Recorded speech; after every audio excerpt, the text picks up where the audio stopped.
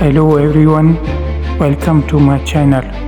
आज मैं सल्तनत उस्मानिया के उरूज व ज़वाल के बारे में बात करने जा रहा हूँ, जो तारीख़ की सबसे ताकतवर और बाअसर रियासतों में से एक है। सल्तनत उस्मानिया की बुनियाद 13वीं सदी के आखिर में उस्मान नामी एक तुर्क कबीले के रहनुमा ने रखी थी। जब मंगोलों ने सल्जूक तुर्कों पर हमला करके इन्हें तबाह कर दिया था, उस्मान और इसके जानशीनों ने फतह और सफारतकारी के ज़रिए अपने इलाके वसी कर दी और एक ख़ानदान कायम किया जो 20वीं सदी के अव्वल तक कायम रहा।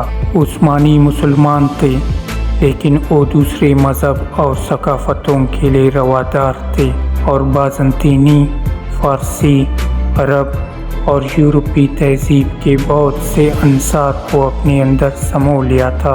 अपने उरूज पर सल्तनत उस्मानिया ईरान के सरहदों से लेकर यूरोप के दरवाज़ों तक और रूस से लेकर शुमाली अफ्रीका तक फैले हुए थे। इसने मक्का और मदीना के मुक़द्दस शहरों, शार रेशम के तजारती रास्तों और बहर रूम और बहर अस्वद के स्ट्रेटेजिक आबी गुज़रगाहों को कंट्रोल किया। ये यूरोप, एशिया और अफ्रीका के सियासत और जंगों का एक बड़ा खिलाड़ी था और फ़नून इल्म और सकाफ़त का बड़ा सरपरस्त था।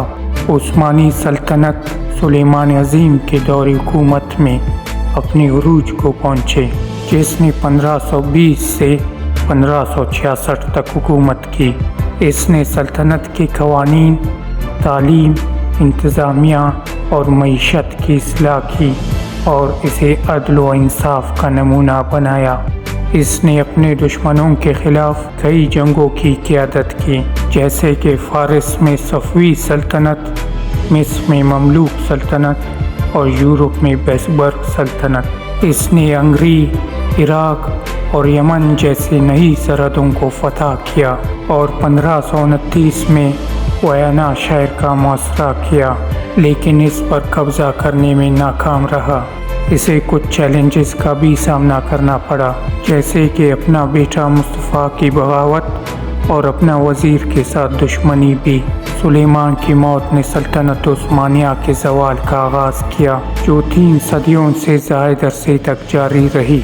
खिलाफत उस्मानिया के ज़वाल की वजूहात पेचीदा है, लेकिन चंद अहम अवामिल ये है। जानशीन का बहरान। उस्मानी सल्तनत के पास अपने वारिसों के इंतखाब का कोई वाज़ेह निज़ाम नहीं था और इन्हें अक्सर अपने भाइयों और बेटों को अपने तख्त के महफूज बनाने के लिए कत्ल करना पड़ता था। इसके नतीजे में खाना जंगी, कत्ल व गारत और अदम इस्तेकाम पैदा हुआ। कुछ सुल्ताने भी कमज़ोर, नाअहल, बदउनवान थे और इन्होंने अपना इक़्तिदार अपना पसंदीदा अफराद को सौंप दिया। फ़ौजी ज़वाल। उस्मानिया फ़ौज और बहरिया अपने हरीफों के तकनीकी और हिकमत अमली के इख्तियारात, जैसे आतशी असले, तोपखाने और बहरी जंग के इस्तेमाल को बरकरार रखने में नाकाम रहे। इन्होंने मज़ीद दुश्मनों का भी सामना किया, जैसे सफ़वी, रूसी, ऑस्ट्रेलिया, फ्रांसी और बरतानवी, जिन्होंने इनके ख़िलाफ़ इत्तेहाद बनाया और मुख्तलिफ़ ख़ित्तों में इनके तसल्लुत को चैलेंज किया। उस्मानियों ने बहुत सी लड़ाइयाँ और जंगें हारी और इन्हीं इलाकों को छोड़ना पड़ा और मुआवज़ा अदा करना पड़ा। माशी ज़वाल। उस्मानी मईशत महंगाई, बदउनवानी, बदइंतज़ामी और बैरूनी दबावों का शिकार थी। जिन तजारती रास्तों पर उस्मानियों का कंट्रोल था, वो यूरोपियों के तरफ से एशिया और अमेरिका के लिए नए रास्तों की दरियाफ्त से मुतासिर हुए, जिन्होंने अफ्रीका और हिंदुस्तान की मंडियों और वसाइल के लिए इनसे मुकाबला किया। उस्मानियों को भी अपने दुश्मनों को खराज तहसीन पेश करना पड़ा, जैसा कि रूसी, जिन्होंने अपने अमन के लिए भारी कीमत का मुतालबा किया।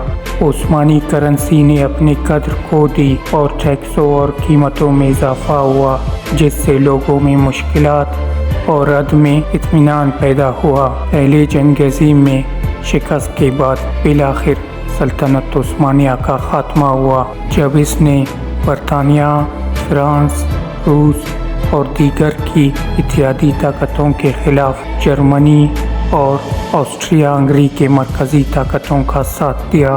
عثمانیوں نے بہت بہادری سے لڑی، لیکن ان کی تعداد ان کے دشمنوں سے کم تھی۔ دشمنوں نے ان کے زمینیں قبضہ کر لیا۔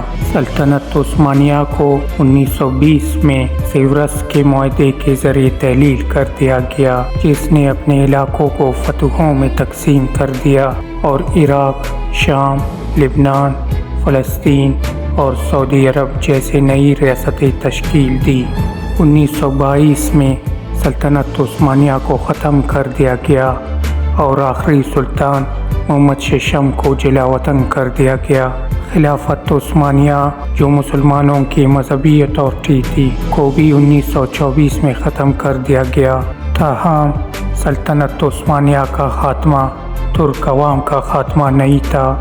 ایک سابق عثمانی جنرل اور قومی ہیرو مصطفیٰ کمال اتا ترک کی قیادت میں ترکوں نے غیر ملکی قبضے اور یونانی حملے کے خلاف جنگ لڑی اور 1923 میں جمہوریہ ترکی کا قیام عمل میں لایا۔ سلطنت جمہوریہ ترکی ابھی بھی خطے اور دنیا کا بڑا ملک ہے اور اس کے ایک بھرپور متنوع ثقافت ہے جو اس کے عثمانی ماضی کی عکس کرتی ہے۔ یہ سلطنت عثمانیہ کے تاریخ کا ایک مختصر جائزہ تھا، جو تاریخ کے سب سے قابل ذکر اور بااثر سلطنتوں میں سے ایک ہے۔ مجھے امید ہے کہ آپ نے یہ ویڈیو پسند کیا ہوگا اور کچھ نیا اور دلچسپ سیکھا ہوگا۔